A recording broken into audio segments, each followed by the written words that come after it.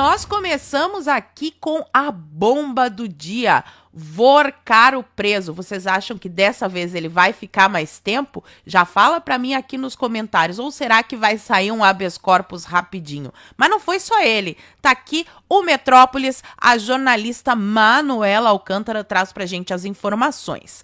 Banco Master. Vorcaro é preso pela Polícia Federal em São Paulo. A Polícia Federal cumpre 4 mandados de prisão preventiva e 15 mandados de busca e apreensão. Sobrou até para a galera do Banco Central. Entre os presos está ele, Daniel Vorcaro, o homem mais falado das páginas policiais e políticas do Brasil. Vamos aos detalhes.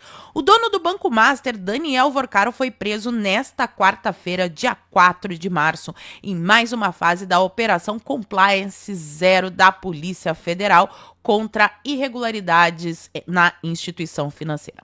A prisão foi autorizada pelo ministro André Mendonça, do STF. E uma pausa aqui. Se tem um plano para quebrar os dentes de um jornalista, não é exagero, já vou mostrar as mensagens para vocês. Imagino que devem estar planejando fazer com o André Mendonça. Seu André Mendonça, por favor, se cuide, não ande de jatinhos que começa a ficar perigoso, né? É meio perigoso. Seu Zavascki, que Deus o tenha, que o diga. Então, o cunhado do Vorcaro, o empresário Fabiano Campos Zetel, também foi alvo dessa operação e se entregou para a Polícia Federal. Então, aqui já tem o primeiro detalhe interessante. Fabiano Campos Zetel se entrega à Polícia Federal. Que estranho. Será que ele fez isso para tentar salvar a própria vida? Porque o negócio é terrível. Já vou mostrar as mensagens, mas antes vamos ver todos os detalhes aqui.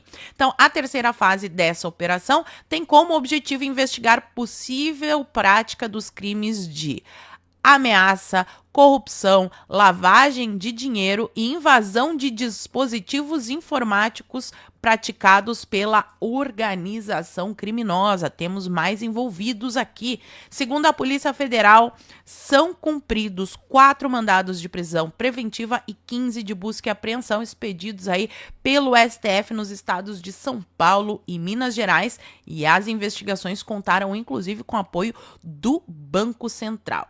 Então, as ordens de afastamento têm como alvo 2 servidores do Banco Central. São eles: Paulo Sérgio Neves de Souza, ex-diretor de fiscalização do Banco Central, e Beline Santana. Ambos estavam afastados das funções pelo presidente do órgão, o seu Gabriel Galípolo.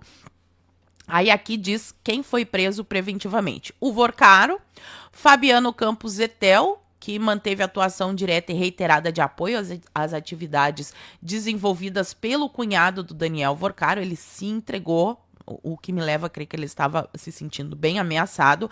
Esse outro nomezinho aqui vocês guardem bem, ó: Luiz Felipe Machado de Moraes Mourão. Ele vai aparecer nas mensagens como Mourão, que mantinha a relação direta de prestação de serviço, incluindo quebrar dentes de jornalistas, com o dono do Banco Master, atuando como responsável pela execução de atividades voltadas à obtenção de informações sigilosas, monitoramento de pessoas e neutralização de situações consideradas sensíveis aos interesses aí da galerinha do Banco Master. E ainda teve o seu Marilson Roseno da Silva, que também fazia parte deste grupinho que o Globo traz a notícia.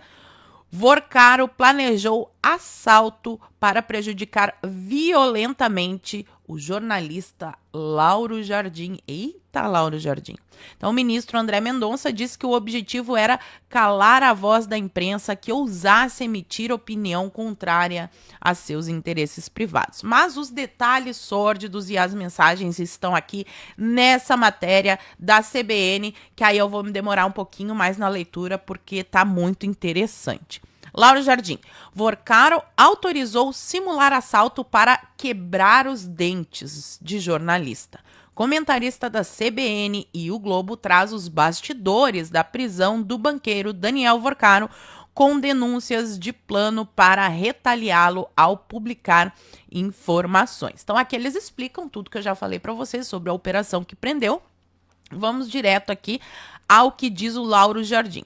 O colunista da CBN e o Globo, Lauro Jardim, traz bastidores da prisão do banqueiro, revelando que a decisão do ministro André Mendonça de mandar prender Vorcaro é resultado de troca de mensagens encontradas em seu celular que continham o plano para retaliar o jornalista por publicar informações sobre os crimes investigados. Vorcaro integrava um grupo de WhatsApp batizado de A Turma, em que foram planejadas ações violentas contra pessoas, no plural, então não foi só o Lauro Jardim, atenção Malu Gaspar, toma cuidado aí também, que ele considerava adversários como jornalistas. Aqui nós vamos de aspas para Lauro Jardim, o que ele conta? Foi um pedido feito pela PF de prisão preventiva dele, Vorcaro, do cunhado dele, Fabiano Zettel, e de 2 funcionários que trabalhavam para Daniel Vorcaro.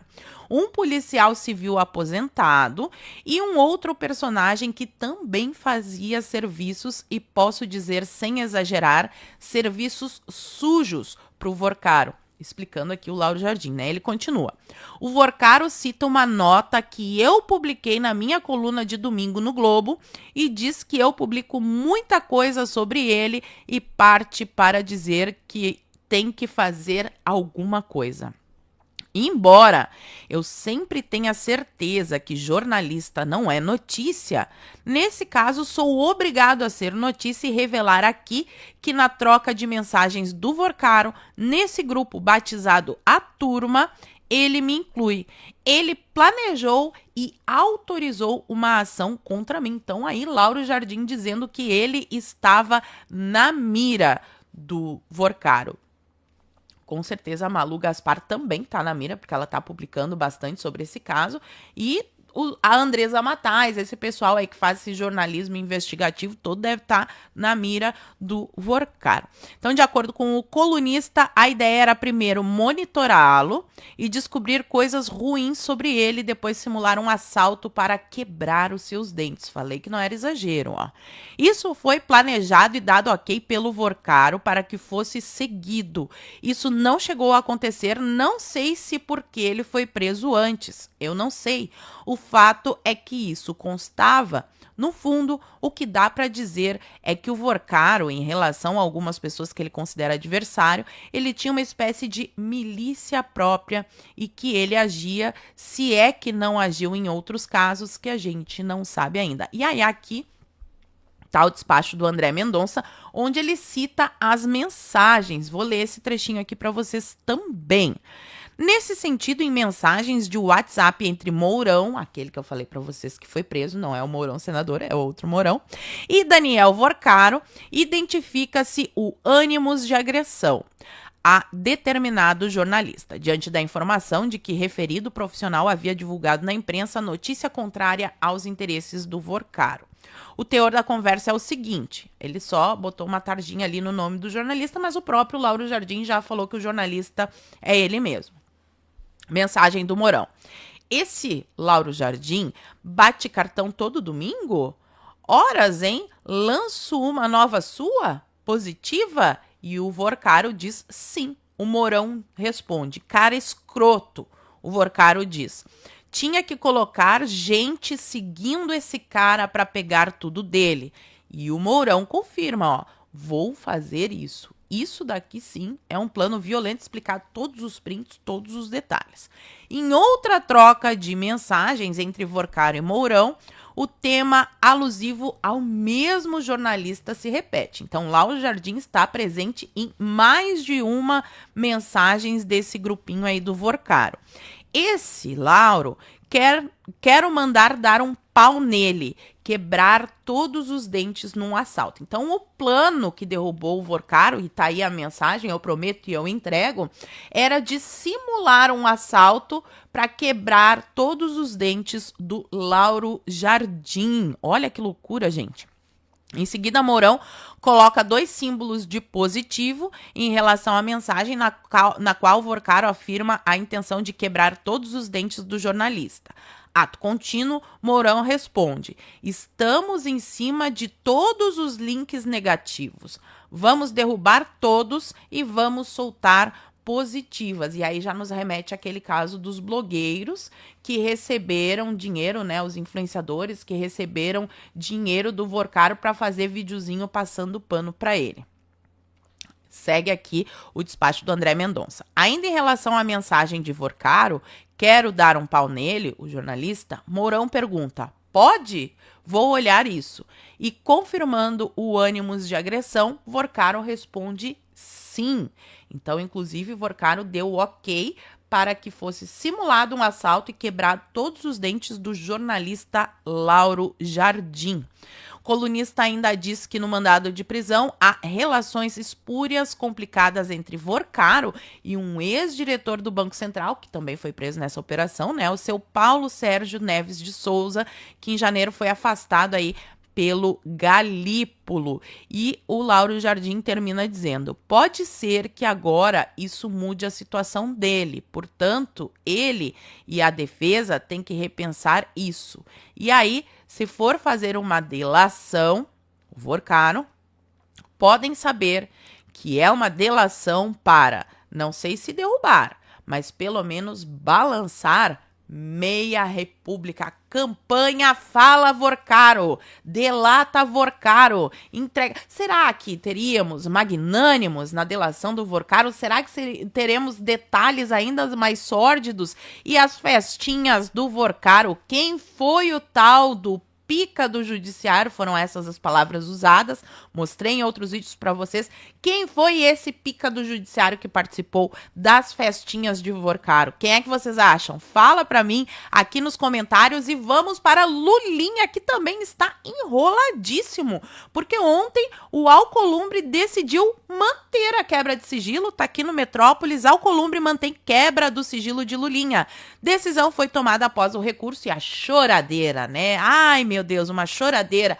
Paulo Pimenta, o Saltitante, o seu Rolando Lero, todo mundo gritando, não conseguiram. A decisão foi tomada após recurso de parlamentares governistas contra a medida aprovada na CPMI do INSS. Aliados de Lula alegavam manobras, mas não teve choro nem vela. O regimento é claro e Lulinha, se não tivesse o sigilo quebrado pela CPMI, já saberíamos, talvez, informações vindas lá da quebra de sigilo que o André Mendonça autorizou via STF. E logo após disso, o Alcolumbre recebe um abraço. O abraço do chefe da CPMI em Alcolumbre após a decisão sobre o Lulinha. Mas até eu dava um abraço no senhor. Seu Alconhonho pararia de chamar o senhor pelo apelido por um dia e daria um abraço no senhor, porque eu gostei dessa aqui, ó. Me surpreendeu manter o sigilo. Vocês ficaram surpresos? Eu achava que o Alconhonho ia derrubar. Não sei qual é a treta que está acontecendo, mas continuem que eu estou aqui com a minha pipoca. Andresa Matais traz a informação da nova estratégia do Lulinha, que é jogar a culpa, que é dele, nas costas da amiga. Muito amigo, hein? Lulinha vai acusar a amiga lobista de usar o seu nome em farra do INSS. A estratégia será sustentar que a Roberta Luxinger utilizava o nome do Lulinha. Lobista tem tatuagem de amor com mulher do filho do presidente. Que coisa mais linda essa amizade, hein, dona Luxinger? A senhora também não quer delatar? Seria interessante, né? Aqui, ela também teve a quebra de sigilo autorizada pela CPMI do INSS. Agora ela tá indo no STF chorar para ver se consegue reverter. Acho que não vai conseguir, porque vai cair lá com o André Mendonça, que me parece que está sendo muito sério nesse caso, mas de qualquer forma está aqui a Mônica Bergamo trazendo a informação. Empresária, amiga de Lulinha, aciona a STF para suspender a quebra de sigilo na CPMI do INSS. E vale lembrar essa notícia que eu já comentei aqui, mas já tem delação premiada fechada com a PF Andresa Matais, que trouxe essa informação. E vale lembrar também, pessoal, que o Banco Master e o escândalo do roubo dos aposentados estão interligados, porque tinha descontos via Banco Master, né? Então, ex-dirigentes do INSS fecharam a delação e entregaram Lulinha, mas não só ele, outros políticos também. E na sessão que aconteceu nesta segunda, teve mais uma revelação que eu ainda não tive tempo de trazer para vocês, mas aqui está. A ex-secretária do Careca do INSS prestou depoimento e confirmou compra de casa de marqueteira do PT, Aline Bárbara Mota de Sá Cabral, que trabalhou para o lobista, presta depoimento à CPI. Então, quem foi a marqueteira petista foi a Daniele Miranda Fonteles. E vejam só como este mundo é pequeno. Em dezembro do ano passado, Tássio Lohan publicou uma matéria sobre essa mesma Daniela Fonteles. Ex-publicitária do PT, atuou com careca do INSS em negócio de cannabis, lá em Portugal. Ela recebeu 5 milhões do careca do INSS em meio à farra dos descontos indevidos. E para fechar todo o nosso círculo aqui, nós temos o Lulinha confessando que sim, ele viajou, até porque não tinha mais como, né? A CPMI do INSS que descobriu esse dado e a Polícia Federal foi atrás e confirmou, tem documentação que o Lulinha e o careca do INSS viajaram juntos para Portugal. Nesse mesmo negócio da marqueteira aí, da cannabis, da Luxinger, tá tudo no mesmo bolo, pessoal. Lulinha agora admite, o Estadão traz a notícia, Lulinha admite a interlocutores que teve voo e hotel pagos pelo careca do INSS em viagem a Portugal. Tudo em nome da amizade, nenhum interesse. A mesada de 300 mil também, deu porque era bonzinho. Filho do presidente, que nunca reconheceu publicamente ter relações com o careca do INSS, agora diz reservadamente que sim, viajou com ele para avaliar o negócio com a cannabis. Advogado diz que Lulinha não tem ligações com o esquema do INSS. Tá bom, eu sou a rainha da Inglaterra. Aí é que eles contam os detalhes da mesada, dos 300 mil, de como que foi essa viagem e da ligação da Roberta Luxinger, que segundo o Lulinha estava usando o nome dele sem autorização. Ele nem sabia de nada. Daqui a pouco vão até descobrir que o Lulinha é filho do Bolsonaro. É só o que tá faltando, né? Então, Fábio Luiz Lula da Silva disse ter se aproximado do lobista porque ele era um amigo comum da empresária Roberta Luxinger, também investigada pela Polícia Federal por ter recebido. Ela recebeu pagamentos. Inclusive, quando fizeram a busca e apreensão no apartamento dessa senhora, que está com tornozeleira eletrônica, encontraram um envelope com o nome do filho do rapaz.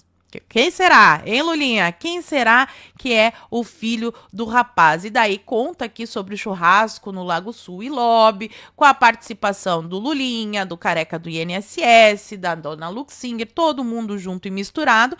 E o Lulinha diz que ele viajou a Portugal com todas as despesas pagas de hotel e tudo, para ver o negócio da cannabis, que é o mesmo que está envolvido a marqueteira do PT. Mas o PT não sabia de nada, o Lula não sabia de nada, o Lulinha não sabia de nada, e a gente tem que colocar o nosso nariz de palhaço lendo essa notícia, né? Agora eu quero saber de vocês, o que vocês acharam dessas duas verdadeiras bombas políticas que estão no noticiário de toda a grande mídia nesta quarta-feira. Fala pra mim aqui nos comentários que eu quero saber. E por enquanto eu vou ficando por aqui. Muito obrigada por terem assistido ao vídeo até o fim. Fiquem todos com Deus, um beijo e até a próxima.